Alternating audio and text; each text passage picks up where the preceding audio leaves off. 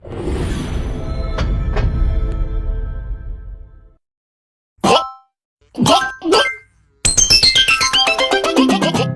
vagina. Oh, hi. Wait a minute. Who are you?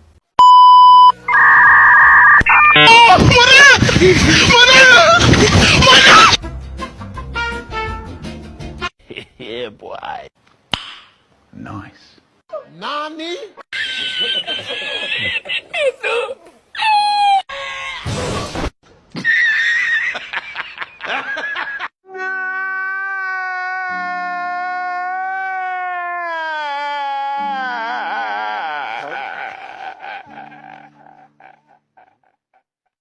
Hello, motherfucker. Anda ingin sukses? Anda ingin maju? Anda ingin berhasil? Ya, jangan menyerah. Tekun, giat, semangat.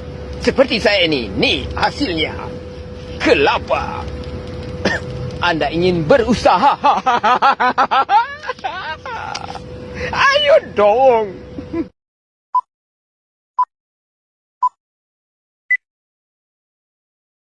A few moments later.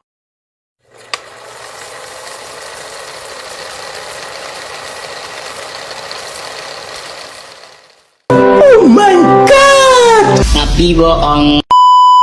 Aku hanya memikirkan satu peraturan penting. Kenapa kau lakukan hari ini kalau kau bisa melakukannya besok? A few moments later.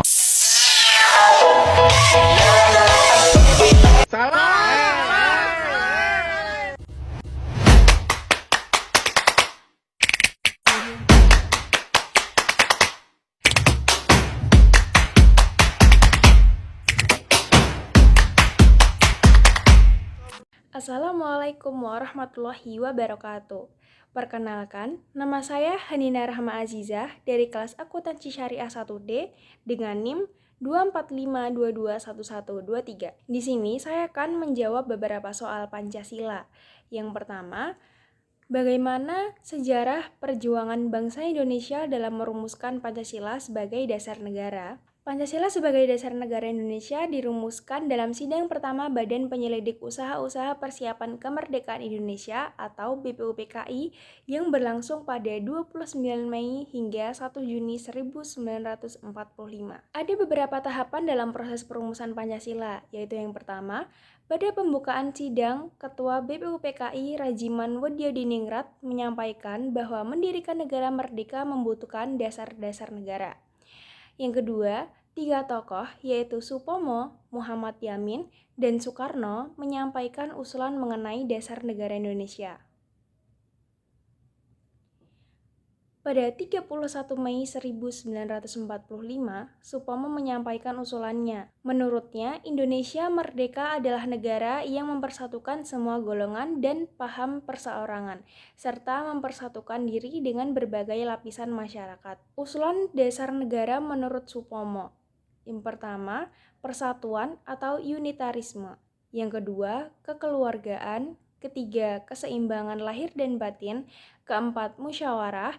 Kelima, keadilan rakyat. Muhammad Yamin mengusulkan dasar negara Indonesia secara tertulis dan lisan.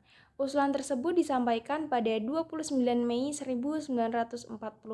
Usulan lisan yang pertama, peri kebangsaan. Kedua, peri kemanusiaan. Ketiga, peri ketuhanan. Keempat, peri kerakyatan. Kelima, kesejahteraan rakyat. Usulan tertulis yang pertama, ketuhanan yang Maha Esa. Kedua, kebangsaan persatuan Indonesia. Yang ketiga, rasa kemanusiaan yang adil dan beradab. Keempat, kerakyatan yang dipimpin oleh hikmat kebijaksanaan dalam permusyawaratan perwakilan. Yang kelima, keadilan sosial bagi seluruh rakyat Indonesia. Pada 1 Juni 1945, Soekarno memberikan usulan yang berbentuk Weltanschauung, yakni fondemen, filsafat, pikiran, jiwa, hasrat yang sedalam-dalamnya. Soekarno mengusulkan dasar negara dengan sebutan Panadharma, kemudian dengan anjuran para ahli bahasa, rumusan dasar negara dinamakan Pancasila. Berikut usulan dasar negara dari Insinyur Soekarno. Yang pertama, kebangsaan Indonesia. Yang kedua, internasional atau perikemanusiaan. Ketiga, mufakat atau demokrasi. Keempat, kesejahteraan sosial. Kelima, ketuhanan yang Maha Esa. Pada 1 Juni 1945, Soekarno menyampaikan pidato yang kemudian dikenal sebagai Pancasila Speech. Dalam pidatonya, Soekarno secara resmi mengumumkan Pancasila sebagai dasar negara Indonesia. Panitia 9 dibentuk untuk menyempurnakan rumusan Pancasila dan membuat Undang-Undang Dasar. Pada 18 Agustus 1945, Pancasila ditetapkan sebagai dasar ideologi negara Indonesia bersamaan dengan penetapan rancangan pembukaan dan batang tubuh Undang-Undang Dasar 1945. Bunyi Pancasila sebagaimana disahkan dalam konstitusi. Yang pertama, ketuhanan yang Maha Esa. Yang kedua, kemanusiaan yang adil dan beradab. Ketiga, persatuan Indonesia. Keempat, kerakyatan yang dipimpin oleh hikmat, kebijaksanaan dalam permusyawaratan perwakilan. Yang kelima, keadilan sosial bagi seluruh rakyat Indonesia. Soal yang kedua, jelaskan mengapa Pancasila dianggap sebagai solusi tepat bagi bangsa Indonesia yang majemuk. Pancasila menyatukan perbedaan suku, ras, etnis, agama, budaya, dan geografis dalam satu titik dan membangun kebinekaan pada masing-masing sila. Dengan Pancasila, keberagaman bukanlah perbedaan yang membatasi melainkan sebagai alat yang melengkapi dalam persatuan, kesatuan, dan kemajuan bangsa Indonesia. Pancasila sangat syarat dengan nilai ketuhanan, kemanusiaan, persatuan, kerakyatan, dan keadilan. Oleh karena itu, Pancasila normatif dapat dijadikan sebagai suatu acuan atas tindakan baik, dan secara filosofis dapat dijadikan perspektif kajian atas nilai dan norma yang berkembang dalam masyarakat.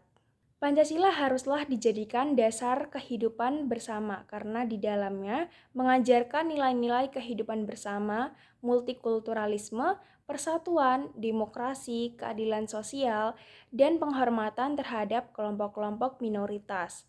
Pancasila haruslah menjadi perekat bangsa, menjadi landasan persatuan dan kesatuan Indonesia. Soal yang ketiga, jelaskan dan berikan contoh implementasi nilai-nilai Pancasila dalam kehidupan bermasyarakat, berbangsa, dan bernegara. Implementasi Pancasila merupakan cara masyarakat dalam mengamalkan nilai-nilai yang terdapat dalam Pancasila. Pancasila sendiri terdiri dari 5 bahasan pokok, yaitu nilai ketuhanan, nilai kemanusiaan, nilai kesatuan, nilai kerakyatan, dan nilai keadilan. Implementasi nilai-nilai Pancasila dalam kehidupan bermasyarakat, berbangsa, dan bernegara dapat dilakukan dengan yang pertama, menghormati perbedaan, saling menghormati perbedaan ras, budaya, dan agama. Yang kedua, gotong royong, bekerja sama dan saling membantu dalam bidang sosial, ekonomi, dan keamanan lingkungan. Yang ketiga, musyawarah, gemar bermusyawarah dan menghargai hasil musyawarah. Yang keempat, toleran, mengembangkan toleransi agama sejak dini. Yang kelima, bangga menjadi warga negara, bangga menjadi warga negara Indonesia dan mengagumi keunggulan geografis dan kesuburan tanah Indonesia. Yang keenam, membela negara. Negara Indonesia sebagai negara Pancasila harus tunduk pada Pancasila, membela, dan melaksanakan seluruh perundang-undangan. Yang ketujuh, memperlakukan manusia lain sebagai makhluk Tuhan. Memperlakukan manusia lain sebagai makhluk Tuhan sesuai dengan hak asasi manusia. Pancasila sebagai ideologi bangsa harus diimplementasikan dalam kehidupan sehari-hari agar tidak mengakibatkan perpecahan yang merugikan setiap orang dan negara. Soal yang keempat, analisalah kasus pelanggaran Pancasila yang sering terjadi di masyarakat. Bagaimana cara mencegah dan menanggulanginya? Jadi, salah satu kasus pelanggaran Pancasila yang terjadi di masyarakat yaitu melakukan penistaan agama. Penistaan agama adalah tindakan yang bertujuan untuk menjelekkan, menghina, mengotori, atau memperlakukan tidak dengan hormat terhadap agama, tokoh agama, simbol, ajaran, ritus, ibadah, dan rumah ibadah. Penistaan agama merupakan pelanggaran sila pertama Pancasila, yaitu ketuhanan yang Maha Esa. Untuk menanggulangi penistaan agama, pemerintah menggunakan hukum pidana seperti Kitab Undang-Undang Hukum Pidana atau KUHP dan Undang-Undang Nomor 1 KUPS 1965. Untuk mencegah penistaan agama, kita dapat melaporkan ke pihak terkait jika menemukan indikasi penistaan agama, tidak merespon berlebihan, dan menyerahkan kasus ke pihak yang berwenang, menghargai agama orang lain, dan menjadikan agama sebagai alat persatuan, menebarkan informasi yang sehat ke masyarakat luas, bekerja sama lintas tokoh agama untuk menjaga kerukunan. Sekian dari saya, apabila ada salah kata saya mohon maaf. Wassalamualaikum warahmatullahi wabarakatuh.